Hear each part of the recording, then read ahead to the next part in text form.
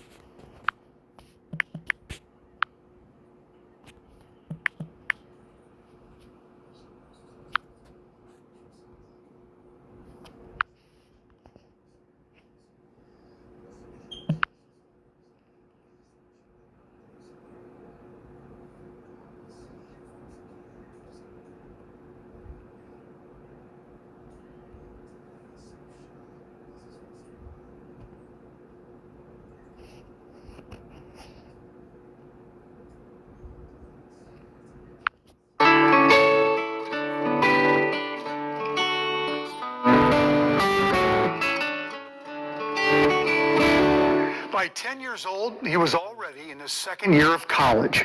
By 13, he'd earned his bachelor's degree. Now, Elliot Tanner has achieved another milestone. We'll tell you about that, but first, Boyd Hooper takes us back 5 years to when he first met the boy genius. He's still learning. Remember that. As you meet Elliot Tanner, 10 years old. 5x squared plus 7y squared plus 9z squared. And just getting started. I think we have to kind of step out of the box sometimes to realize that this isn't a normal situation. Not normal. At Normandale Community College. Z is equal to x squared minus y squared. For a 10-year-old to be enrolled in Calculus 3. Like cosine u sine v. Having already aced college algebra, statistics, physics, and trigonometry. Plus 7y squared, where y is a squared. Not normal. Hey, Elliot. Even then. Rolled over at 4 weeks old. It just started happening really, really quick. Patrick and Michelle are Elliot's parents. Just us trying to keep up. Words at 7 months. Short sentences by a year. The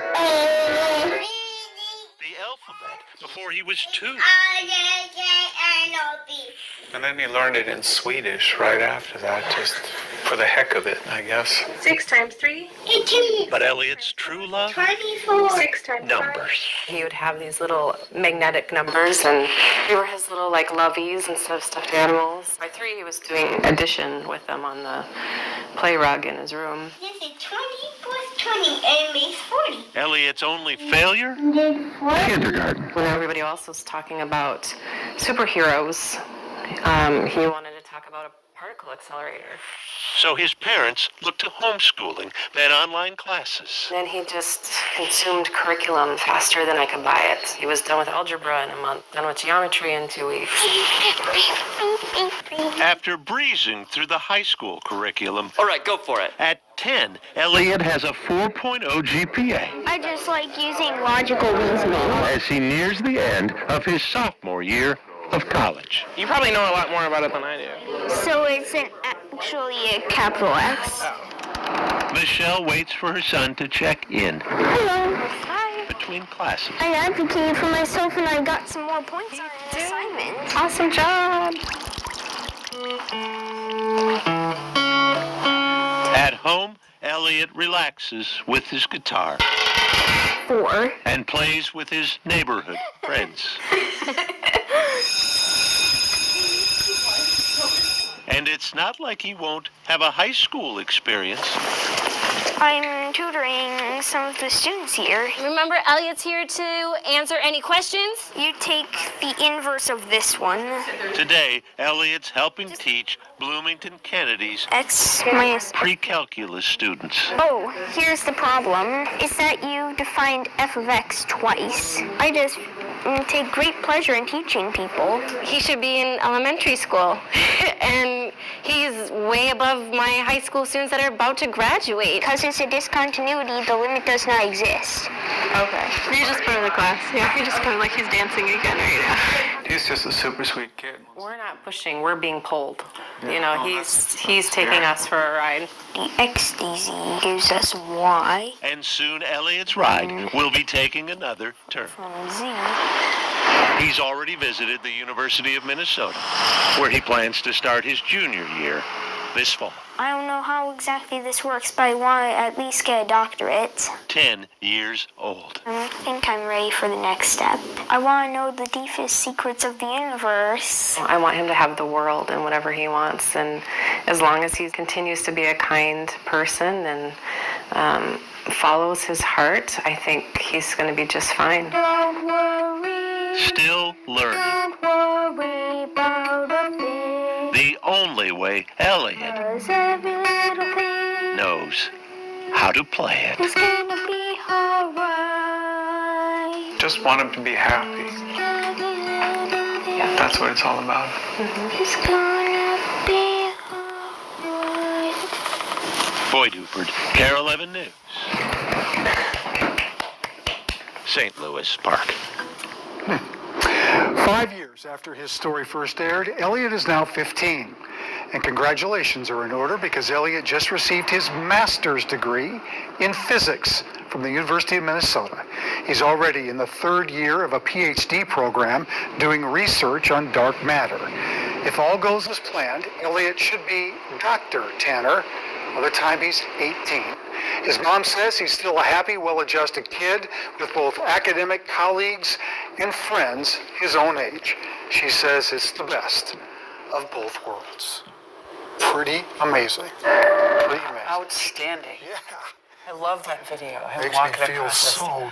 Well, no, it's what I believe is that's just a God-given gift, and they figured it out, and they harnessed it, and they elevated him, and that wasn't easy for them too, because they had to figure out how to keep him, going. I love the line, he's pulling us, we're not pushing him. That's a great I know. line. I love that, Boyd. Thank you.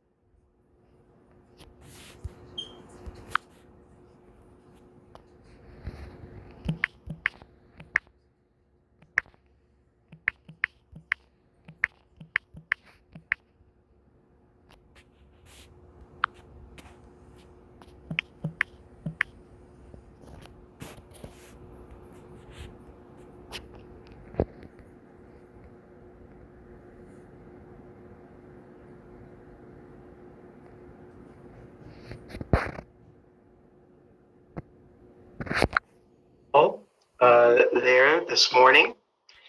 And the title of my talk is Heidegger on Heraclitus and the Later Thinking of Being. And of course, if at any point you can't hear me, please just let me know. Feel free to interrupt me, Richard. In any case, I've been meditating on Heidegger's thinking for almost 40 years, and I have especially gravitated toward the later Heidegger. The later Heidegger is different from the early Heidegger in several significant ways, and I've discussed these differences in my 3 books, Engaging Heidegger, Heidegger's Way of Being, and the recently published Heidegger's Being, The Shimmering Unfolding. If you're not familiar with these books, I would encourage you to consult them if you're interested in learning more about the themes that I am sounding here in this presentation. I also develop other important themes that are overlooked or set aside in much of the contemporary Heidegger scholarship. In any case, the first step in our approach this morning is to come to a proper appreciation for the central importance of Heidegger's lifelong reflections on Heraclitus's fragments or sayings. Heidegger's elucidations of Heraclitus's sayings go to the core of his later thinking of being, and I exemplify this in chapters 5 and 6 of my second book, Heidegger's Way of Being, as well as in the new book. Indeed, I think it is the case that the heart of the later Heidegger's thinking of being may be found. We're here to promote and encourage you to watch my new unscripted series. That's what they call it in the biz. Because of course there's no such thing as reality. My new unscripted series, my first actually, I did try to get one made years ago and it never happened. Billy Corgan's Adventures in Carneyland, which will debut on the 14th. All 8 episodes, 30 minutes each, on the CW streaming app. So, the great thing about the CW streaming app is totally free. You don't have to have a cable provider. All you have to do is sign up, and that's it.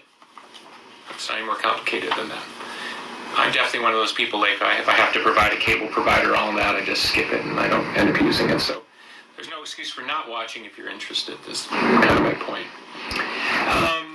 Before I jump into the remarks, of course, at Madame Zuzu's on the 14th, whenever you see this, we're having a premiere, and some of the people from the NWA are flying in, so that'll be fun. We'll have a live Q&A hosted by Sylvie of ESPN, who's a good friend, and that should be a lot of fun too. And then afterwards, we're going to have a little bit of a shindig to celebrate. It's a big deal. And it's funny because, we're starting to roll out the press on this, and already you can see the hot takes rolling in, why does a goth guy have a wrestling company, have a reality show? It's all kind of the same melange, in my opinion, which is we live in a different world than the one that I grew up in.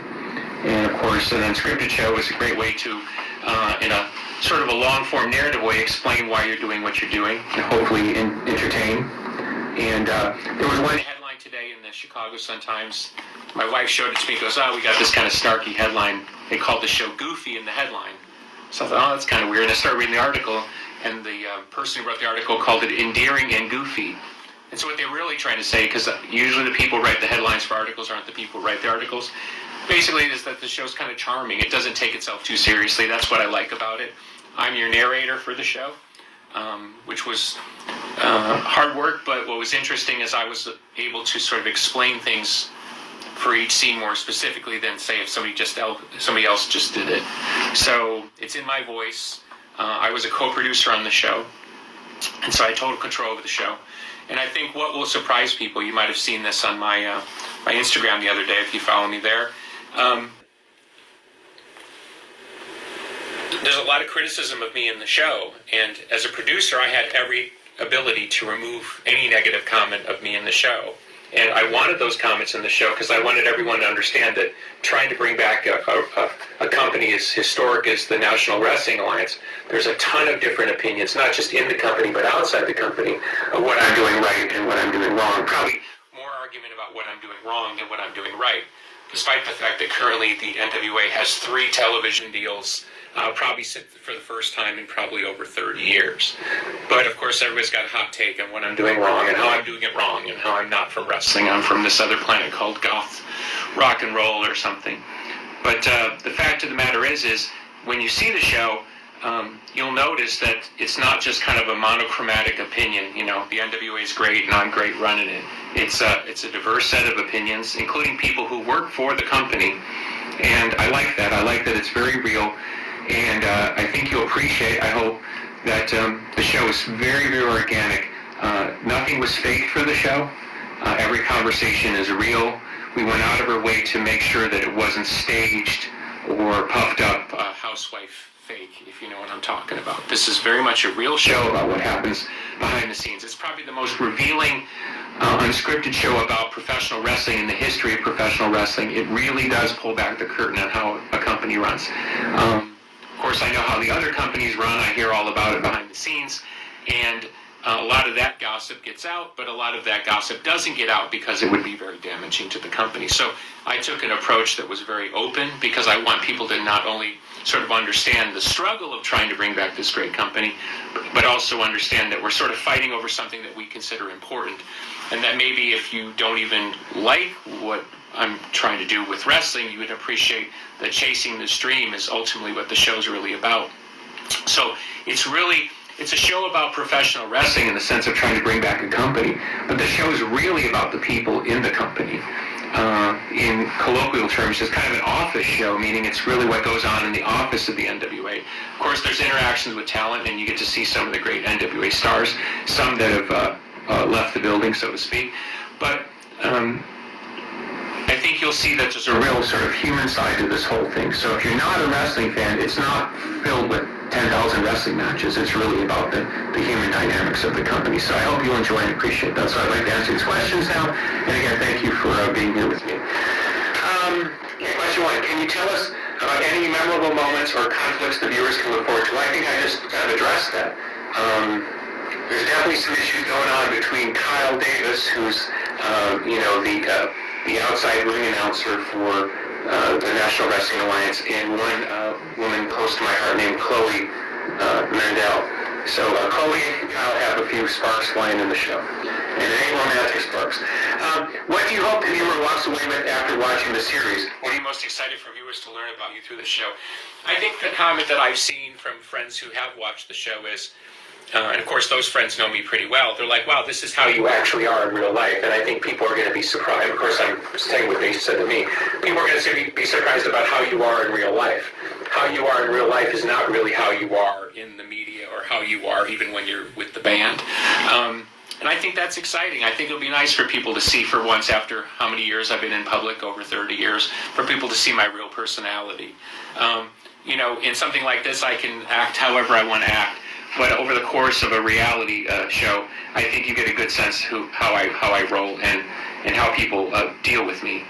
Despite my reputation, I think you'll see me interacting with lots of different people, and you'll see a real mutuality and partnership going on, which is very much similar to how the band's operated through the years. But most people don't know that because, of course, they read some article they said where I'm a mean guy with the pitchfork.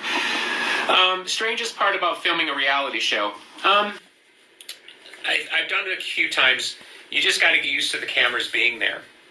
The minute you're conscious of the cameras, well, of course, that changes how you walk and talk. But that's really not what you want on film. You really want the real thing. So the best thing that happens is you forget the cameras are completely there, and you start talking junk like you always do in gossiping. And ultimately, like, oh, wait, there's a camera here. So that's how you know you've kind of gotten out of your head. How can we keep more episodes coming? Well, hopefully you watch. I mean, it's a binge watch situation, and I think that's the best thing is if you like the show, well, you can pretty much within a day or two run through the whole thing. I think the total amount of viewership would be 4 hours, right? 8 episodes times 30 minutes. They go pretty fast. If anybody's seen The Toys That Made Us, or Disney Behind the Attractions. This is the same company that I made the show with, a company called Nacelle. They're great. They become good friends through making this, they become good friends through the making of the show process. That's no English, but I think you understand what I mean.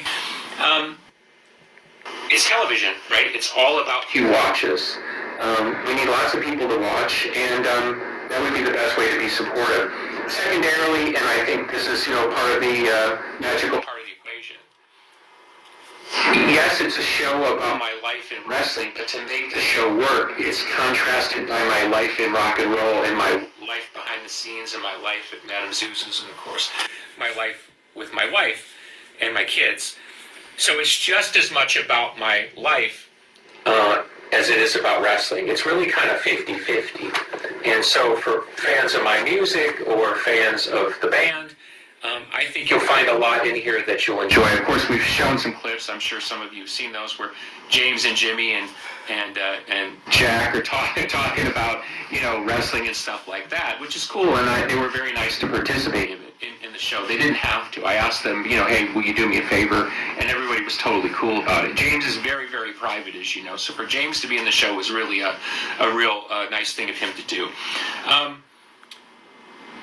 But what I really want to encourage people to at least give it a chance is I've watched the numbers through the years. When I bought the NWA, of course, I started advertising, and people who are on the Pumpkin socials would be like, what does this have to do with the Smashing Pumpkins? Well, look, it's my business, and of course I want to promote what I'm doing. The conversion rate of a Smashing Pumpkins fans to an NWA fan hasn't been the numbers that I would have liked, but I can appreciate why. I mean, not everybody's a wrestling fan. Heck, my wife is not a wrestling fan, and she talks about that in the show.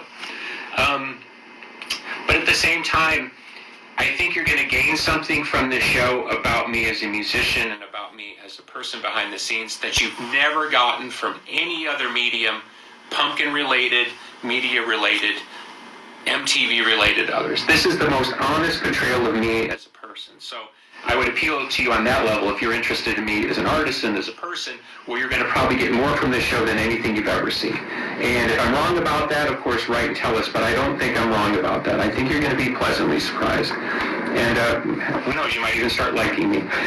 What should I expect watching it? Is it someone who doesn't like wrestling? Well, I think that's kind of what I said. But let me take that question at face value. I think the one thing I would encourage people to do, and this is, of course, the big thing always about wrestling. Isn't wrestling fake?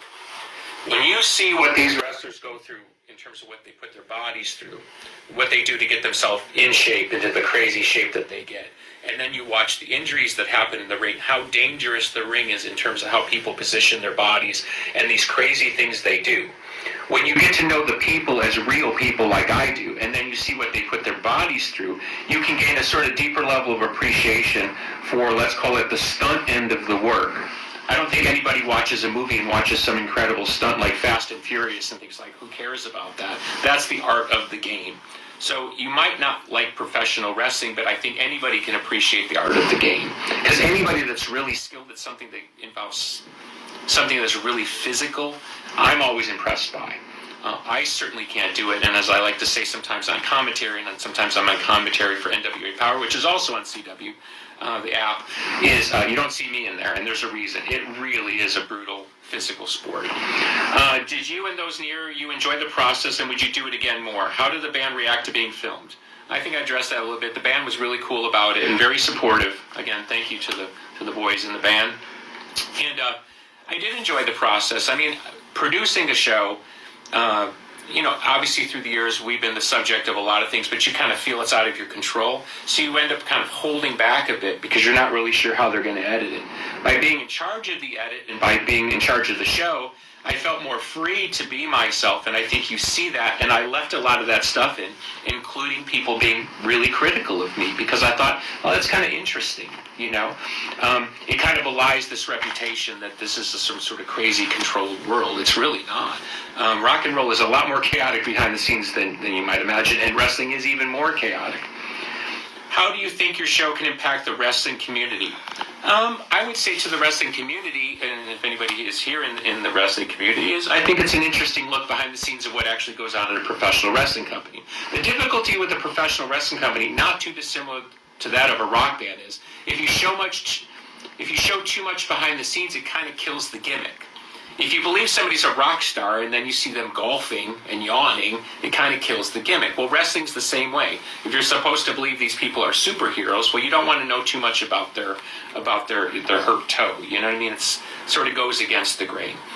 I hope people in the wrestling community appreciate the honesty and the earnestness of the show to pull back the curtain, but not in a way that's disrespectful. We're not trying to show all the magic tricks here. We're trying to show the effort that goes into putting on a show. The show starts, for example, of us doing Crockett Cup last year, which we're about to do in Dallas on May 18th. I fly out on Friday to go to Dallas for this big event that we're having in Dallas. Anyway, so it starts about a year ago at the Crockett Cup. Well, I'm not giving too much away, but we had some trouble selling tickets last year. You know, it's not the most comfortable thing to kind of open up the curtain and say, hey, we really struggled to sell tickets to this event. Now, at that same day, I think across the street was a baseball game. The team was Wake Forest, maybe it was in the College World Series, Winston-Salem. 10,000 people were sitting literally across the street watching the College World Series. Hey, what's going on, everybody? So you have a Google Chromecast 1 or 2, and you have an issue where you open up one of your apps, maybe a YouTube app or Netflix app, and it's missing that little casting icon. Doesn't matter if you have an Android phone or an iPhone. I'm going to give you 5 steps so that casting icon can reappear. All right, so let me just open up my YouTube app and let me just show you. You can see I have the casting button right there. Let me turn it over. Right there. So you're basically missing that. Okay, so the first thing to do is to check if you're on the same Wi-Fi. So basically, whatever home you're in, if it's your home, you have your phone and the Chromecast have to be on the same Wi-Fi network. Make sure that they're both on the same Wi-Fi network. Okay. Okay. So number 2, what you can do is you can try to close your app. So for instance, if you wanted to use like YouTube, go ahead and close the YouTube app. So if you have an iPhone, basically what you can do is just double tap the home button and then find the YouTube app right here. Let me double tap again. And then simply what you can do is just close it. So I can just like slide it up. Now it's closed, and now I can go ahead and reopen it, and hopefully the casting icon is up there. Now another thing too is if you have an Android phone, it's going to be a different way. This is a Samsung Galaxy S7, but if I wanted to actually close the YouTube app, I would have to click on this menu button here, pop on that, look for like YouTube, here it is right here, and then close it, and then I can go ahead and reopen it, okay? Now number 3, and this is the one that I had the most success with, what you want to do is you want to go to your wireless modem or router, unplug it, wait 10 seconds, plug it back in, then go back to your phone, and it should be up and running. And if that doesn't work, then you want to try number 4. Number 4 is basically just, what you want to do is just reboot your Chromecast. So I'm not talking about a factory reset. I'm talking about just go to your Chromecast and just unplug the USB, basically what gives it power. Unplug that, wait 10 seconds, and plug it back in, and then go to your phone, and hopefully it will be back up. Okay, now if that didn't work, then we'll go to the last step. And I had to do this a couple times too at different friends' house, but you would have to do a factory reset. Now, how do you do a factory reset? A factory reset, it's really simple. On the Chromecast 2, and I'm going to put a link below how to actually go through the entire process of doing a factory reset. But you see this button right here. You have a button here on the Chromecast 2, and even the Chromecast 1, you have that same button that's right here. Basically, you have your Chromecast plugged in. You don't even have to have the HDMI part plugged in. Just make sure it has power and press and hold this button down for about like 10 to 15 seconds. It's automatically going to have to reset everything, and then you're going to have to find again your network and then put the password in. But I'll put a link below, step by step, on how to do a factory reset. Anyway, that's pretty much it. If you guys have questions, comment below. And if this worked for you, please give me which number worked for you. Sometimes it's a combination of the two. Sometimes you have to like reboot your router, and then you go and reboot your Chromecast, and then your icons will reappear on your phone. That's pretty much it. Thanks for watching, guys. Bye.